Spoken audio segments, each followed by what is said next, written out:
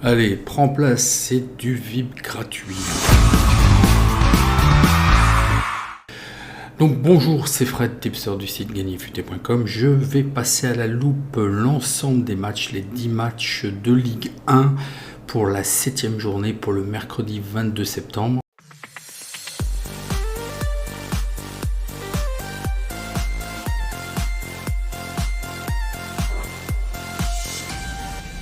Avant toute chose, n'oubliez pas de vous abonner et d'activer la cloche de notification pour recevoir toutes les nouvelles notifications des prochaines vidéos et des messages mis dans l'onglet communauté. Et toujours et pareil, je ne vais pas me répéter, c'est la dernière fois que je vous alerte. Vous avez été 1123 personnes à visionner la vidéo sur la journée 6 de la Ligue 1, 92 likes, c'est trop peu.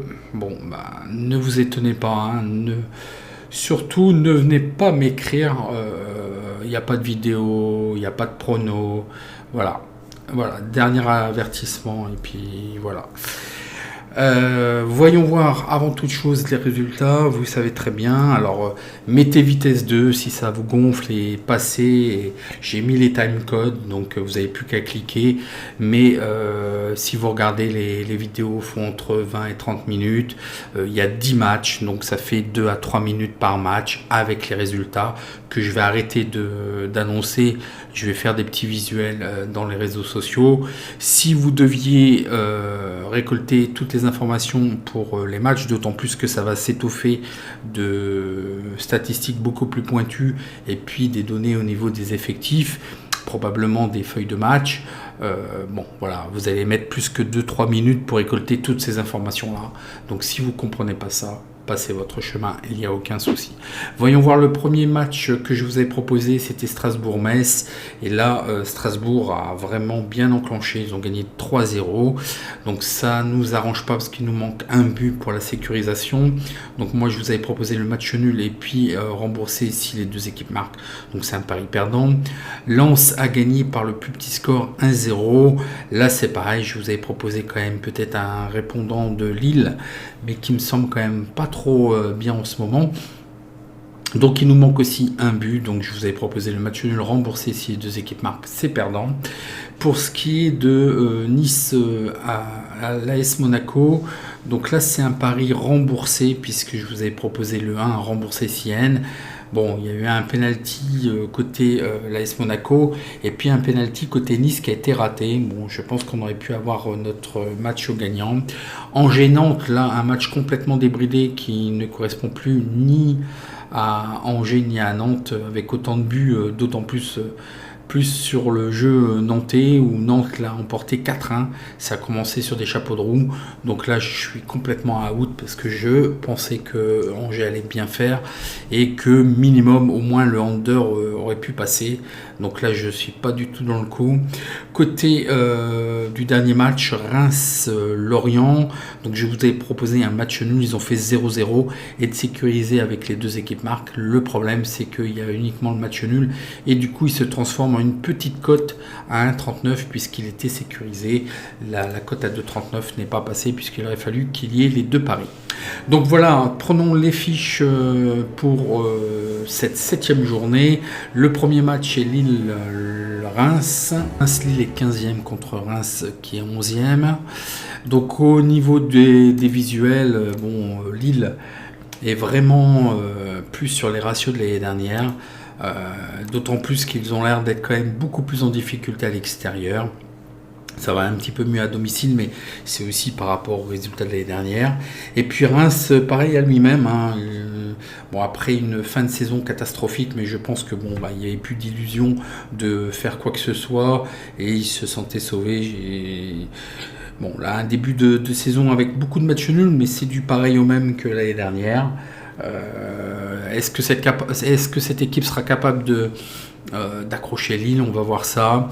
Au niveau des effectifs, Lille a 3 absents, donc Xeka qui purge son carton rouge, et puis Reims il y a 5 absents et 2 joueurs quand même qui seraient peut-être vraiment embêtant de par leur présence, leur absence. Cafaro et puis Touré, un milieu de terrain et puis un attaquant. Au niveau des stats, qu'est-ce que je peux vous dire sur ces matchs-là? Bon, Lille reste invaincu dans 38 des 44 derniers matchs. Ok, mais c'est bien plus par rapport à l'année dernière. Par contre, vraiment, ce qui est très très très mauvais, c'est une seule victoire lors des 6 derniers matchs. Donc c'est vraiment trop peu. Pour ce qui est du Stade de Reims, il y a eu uniquement 3 victoires lors des 22 derniers matchs. Et puis, par contre, à l'extérieur, ils sont invaincus dans 8 des 9 derniers matchs. Donc c'est ce que je vous dis. Est-ce qu'ils ne seraient pas capables? Ils sont mieux à l'extérieur. Je vais vous montrer le face-à-face. Voilà, et l'année dernière aussi en fait, hein. Donc s'il y a des équipes, c'est comme ça en fait, pas trop mal quand même, hein, depuis la saison dernière à l'extérieur. Allez comprendre pourquoi ils sont moins à l'aise à domicile, peut-être la pression, je sais pas. Et puis sinon il y a eu moins de 2,5 buts lors des 4 derniers matchs de Reims. Lors des 4 derniers matchs, moins de 2,5 buts. Donc certainement un match assez serré. Voyons voir les données. Les books nous donnent Lille favori à 1,75. L'alerte algo détecte rien et je viens de changer des paramètres et j'ai des résultats exceptionnels. Voilà, je vous montre rapidement un rendement sur 320 matchs, 57 jours. L'alerte algo avec les nouveaux paramètres, j'ai bloqué un petit peu les possibilités, qui est de multiples possibilités de donner un résultat à N2 over-under. Donc là, ça se limite à 143 et là, un retour sur investissement de 25%. Et donc, du coup, il n'y a plus que au niveau du 1 où c'est un peu moins performant. Mais bon, c'est un bénéfice net de moins 12 € sur des mises tests de 30 €. C'est vraiment peanuts. Donc, vraiment des très très bons résultats. Alors, ils sont à prendre en compte, hein, les alertes algo, ils sont très très bonnes. Hein. Donc, qu'est-ce que je vous proposerai sur ce match-là? Peut-être, effectivement, on a vu que Reims était pas mal à l'extérieur, ils accrochaient. Un match nul remboursé si 1. Et le under, je pense qu'il y aura aussi pas beaucoup de buts. Et dans ce cas-là, on aurait... C'est un peu trop limite à 1,50, mais je vais quand même la prendre. Il faudrait 1,51 minimum. Bon, on est pratiquement recta à 66%.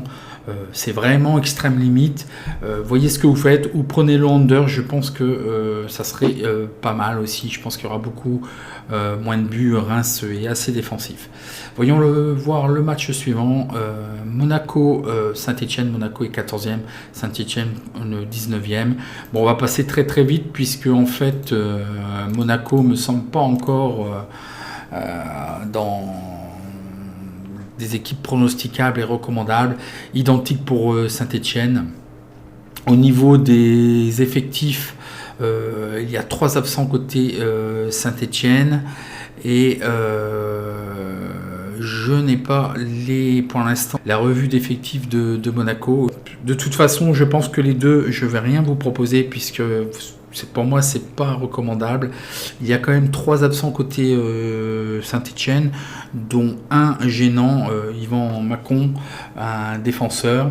Côté des stats, Monaco a qu'une seule victoire lors des 7 derniers matchs.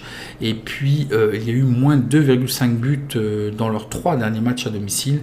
Pour ce qui est de Saint-Etienne, ils ont été battus dans leurs 3 derniers matchs. Et puis, il n'y a qu'une seule victoire lors des 9 derniers matchs. Donc, c'est vraiment très, très pauvre. Passons très vite, hein, je pense. Malgré tout, les books donnent Monaco favori à 1,53. Là, je pense que c'est un petit peu abusé. Effectivement, de par l'effectif pur, on pourrait peut-être voir ça, mais les résultats ne sont pas là. Hein. Donc, qu'est-ce que je vous proposerai? Peut-être une neutralité, match nul, et enfin peut-être une victoire de Monaco qui se réveillerait, mais je vous proposerai rien. Score probable 1-1, et c'est ce que je voyais aussi, hein, 1-1 pour Lille-Reims. Voyons voir très vite le match suivant, ça sert à rien de s'exposer sur ce match-là pour l'instant. Montpellier 8e contre Bordeaux 17e. Donc voilà, une certaine alternance du côté de Montpellier. Ils ont 5 joueurs absents, dont 2 quand même importants, dont un carton rouge de Tuller et Mamadou Sakho en défense aussi. Donc 2 défenseurs qui seraient absents, qui pourraient être gênants pour Montpellier. Et puis Bordeaux vient de enfin gagner son premier match à Saint-Etienne. Bon, Saint-Etienne n'est pas extraordinaire en ce moment, mais bon, il fallait le faire. 4 joueurs absents, donc Sissoko, un milieu de terrain qui serait absent, qui pourrait être gênant pour le dispositif tactique. Au niveau des stats, je n'ai pas de stats ni d'un côté comme de l'autre, donc c'est assez pauvre, c'est dû à l'alternance en fait. Voyons voir très vite les données. Montpellier donné favori à 1,85, l'alerte algo détecte rien. Effectivement, je verrais peut-être une victoire quand même de Montpellier. Ils sont toujours un petit peu mieux à domicile et toujours difficile à battre. Il y aura peut-être certainement des buts. C'est vrai qu'actuellement Montpellier nous habitue aussi à beaucoup de buts. Et puis si on regarde au niveau des données logicielles, le over est à 66% côté Montpellier et 66% côté Bordeaux. Voilà, le domicile extérieur, je vais vous mettre sur 2 saisons, sera plus flagrant. Quand même Montpellier, là depuis la fin de saison, c'est quand même un peu plus costaud à domicile. Donc voilà, moi je prends le over qui me semble effectivement, le 1 serait peut-être envisageable, score probable de 1, mais ce qui me semble assez safe et assez sûr, que ce soit des deux côtés, c'est le over que je prendrai en fait. Plus 2,5 buts. Nantes est 10e contre Brest 18e. Donc côté Nantes, un seul absent. Vraisemblablement le club brestois a 5 absents, dont 2 joueurs, un attaquant et un défenseur qui seraient gênants, Mouni et Uronen. Donc ça peut être un petit peu embêtant, d'autant plus côté brestois. Côté des statistiques, juste Nantes qui a gagné uniquement 2 matchs lors de ses 20 dernières rencontres. Côté de Brest, les 2 équipes ont marqué dans les 6 derniers matchs de Ligue 1. C'est pareil, Brest, beaucoup de matchs nuls. Ils ont gagné que 3 matchs dans les 26 derniers matchs, donc c'est trop peu à mon avis. Et par contre, ils concèdent une moyenne de 1,83 buts. Ça peut être beaucoup. Bon, là, on va voir un petit peu ce que ça va donner Nantes par rapport à l'activité offensive qu'ils ont eue. Il faut qu'ils confirment. Ils sont favoris à une cote de 2,5. L'alerte algo voit le 1. Je verrai peut-être un match nul. On a vu que Brest, c'est un peu comme Reims quand même, ils accrochent et ils font des matchs nuls, et rembourser si 1. Et puis le over aussi, vu que vraisemblablement les 2 équipes marquent. On a vu que Nantes était en ce moment un petit peu plus offensif. Pourquoi pas le over? Et donc je vous proposerai de prendre le match nul remboursé si 1. La cote équivalente sera 1,79. Donc ce qui est pas mal. Et puis le over, plus 2,5 buts. Ok. Le match suivant, Rennes 16e contre Clermont 6e. Donc côté Rennes, 5 absents, dont 2 gênants, Terrier et puis Doku, 2 attaquants. Donc là, Rennes doit absolument réagir. Ils sont sur 3 défaites. Et puis Clermont, après un début de saison, là, ils commencent à marquer le pas. Bon, somme toute, il n'y a qu'une seule défaite contre Paris Saint-Germain. Sinon, ils sont invaincus. Côté des stats, Rennes est invaincu à domicile. Ça aussi, c'est une équipe qui me semble mieux à domicile, puisqu'ils sont invaincus dans 7 des 8 derniers matchs. Donc c'est à noter et à prendre. Rennes n'a pas réussi à marquer un but lors des 3 derniers matchs. Donc ça, c'est vrai que c'est très gênant dans la mesure où comment voulez-vous gagner s'il n'y a pas de but de marqué. Ils n'ont qu'une seule victoire lors des 6 derniers matchs. Et puis il y a eu moins 2,5 buts dans les 7 derniers matchs. Pour ce qui est de Clermont, uniquement qu'ils n'ont pas perdu en fait dans 5 des 6 derniers matchs que je vous ai dit tout à l'heure. Voyons voir les données sur ce match. Donc Rennes est donné favori à 1,90. L'alerte algo détecte le N. Je verrais bien quand même, on a vu que Clermont tenait la dragée haute depuis 6 matchs, ils n'ont fait qu'une seule défaite.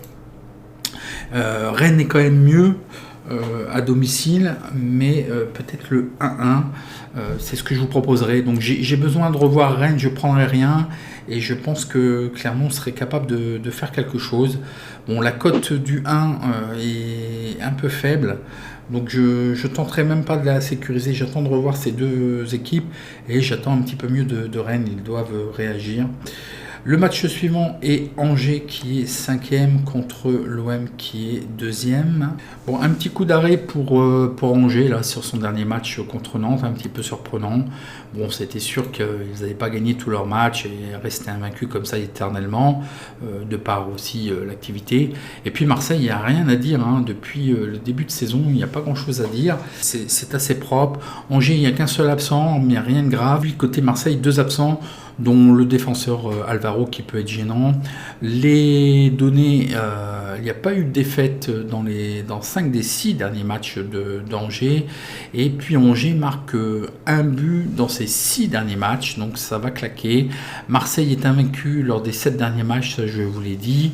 Ils n'ont plus été battus dans 18 des 21 derniers matchs. Et puis Marseille a remporté ses 3 derniers matchs avec une marge de 2 buts et plus. Donc ça c'est intéressant. Voyons voir les données. Donc Marseille est donné favori à 2,10. L'alerte algo voit le under, moins 2,5 buts. Mais on a vu que quand même Angers marquait. On a vu que Marseille avait une moyenne de 2 buts par match. J'aurais plutôt peur du over, donc dans le doute, parce que en divergence avec l'algo, je verrai très certainement peut-être le 2. J'attends de voir la réaction d'Angers. Marseille, est-ce qu'il ferait un match nul? Je laisse pour l'instant. Je pense que sur le papier, Marseille est quand même capable de l'emporter. Angers doit réagir, attendons de voir. Le match suivant est Lens 3e contre Strasbourg 12e. Parfait, côté Lens, ils ont enfin gagné à domicile. Ils sont invaincus depuis 6 matchs. Un seul joueur absent, rien de grave, c'est Corentin Jean. Et puis côté Strasbourg, il y a 3 joueurs absents, dont un joueur en un milieu de terrain, Ibrahima Sissoko, qui est absent. Au niveau des stats, lors des 7 derniers matchs de Ligue 1, il n'y a eu aucune défaite de Lens. Et puis Lens n'a plus perdu dans 20 de ses 23 derniers matchs. Pour ce qui est de Strasbourg, lors des 3 derniers matchs, il y a eu plus 2,5 buts. Donc c'est intéressant, je pense que avec aussi Lens qui est assez offensif, je pense qu'il y aura des buts. L'alerte algo, les books nous donnent Lens favori à 1,90. L'alerte algo détecte rien. Moi je verrais plutôt le over, effectivement, très certainement. Les 2 équipes marquent, on a vu que Lens quand même marqué.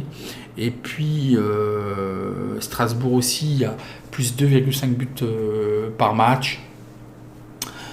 J'ai un doute encore, est-ce qu'ils vont doubler la victoire? Lens n'est pas facile. Sur ce match-là, je prendrai uniquement les 2 équipes marquent. Oui, score probable 2-1, et puis les 2 équipes marquent, je pense, vous devez pouvoir la trouver entre 1,60 et 1,80 sans trop de soucis. Le match suivant, Lorient 7e contre Nice qui est 4e. Donc côté effectif, Lorient a 4 absents, dont un milieu de terrain, Fabien Lemoine, qui sera absent.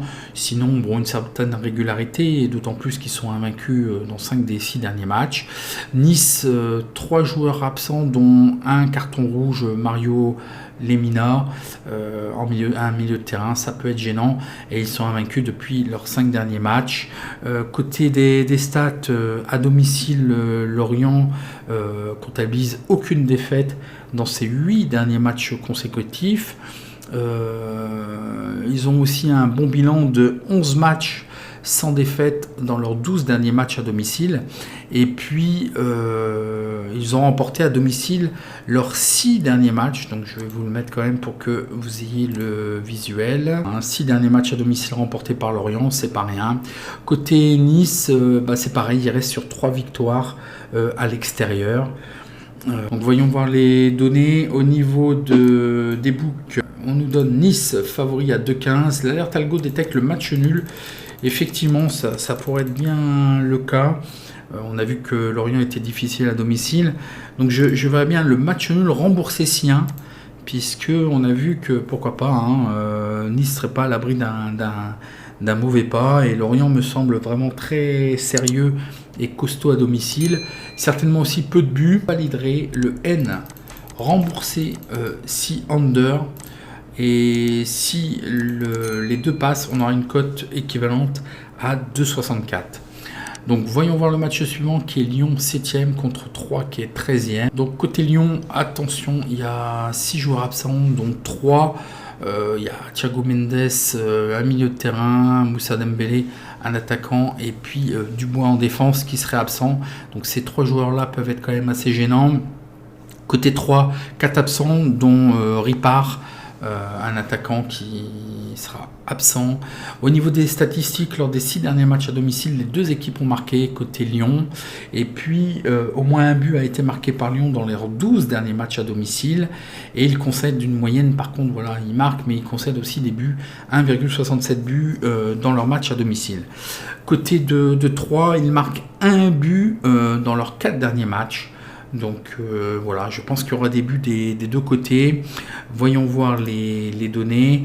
Les bookmakers nous donnent Lyon favori à 1,40. Bon, l'alerte algo ne détecte rien, mais je pense que c'est un problème de cote.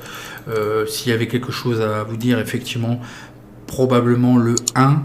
Ce qui me semble assez intéressant, c'est le over, plus 2,5 buts.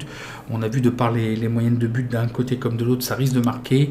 Et donc dans ce cas-là aussi, le over, le score probable 2-1. Et je ne validerai que le over et les 2 équipes marquent. Le match suivant est Metz 20e contre Paris 1er. Alors Metz n'a toujours pas gagné, il y a 5 absents, dont un défenseur Thomas Delaine, qui sera gênant. Et puis bon, les stats sont énormes pour le Paris Saint-Germain, même si en dernier lieu, je pense que Lyon était capable de faire minimum match nul, il ne devait pas perdre ce match-là. Pour ce qui est de Paris, au niveau des effectifs, il y a 6 joueurs absents, donc 2 certainement assez gênants. Verratti milieu de terrain, et puis je pense que Ramos, s'il était là, je pense que ça se passerait peut-être un petit peu mieux. Paris a toujours quand même tendance en défense de percer un petit peu, de prendre au moins un but. Peut-être qu'avec Ramos ça ira mieux, mais pour l'instant il n'a pas encore joué cette saison. Au niveau des stats, lors des 22 derniers matchs de Metz, il n'y a eu que 3 victoires. Et ils ont concédé un but et plus lors des 11 derniers matchs consécutifs.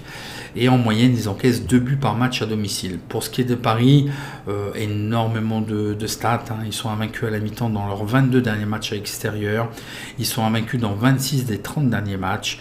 Ils n'ont pas été battus dans leurs 13 derniers matchs consécutifs.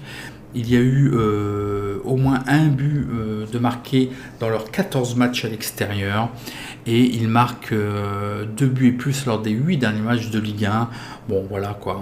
Je pense qu'il n'y a pas trop de secret. Évidemment, 1-20, Paris est favori. L'alerte algo détecte rien. Si j'avais quelque chose à vous proposer, évidemment, la victoire du PSG. Peut-être le over. Score 2-0, 3-0, et puis je ne prendrai rien sur ce match. Donc voilà, c'était le 10e et dernier match. N'oubliez pas votre petit like, je répondrai à vos questions en commentaire. Dites-moi si vous voyez un prono un petit peu plus judicieux ou ce que vous allez prendre. Et puis je vous dis à la prochaine vidéo. N'oubliez pas votre petit like. Merci.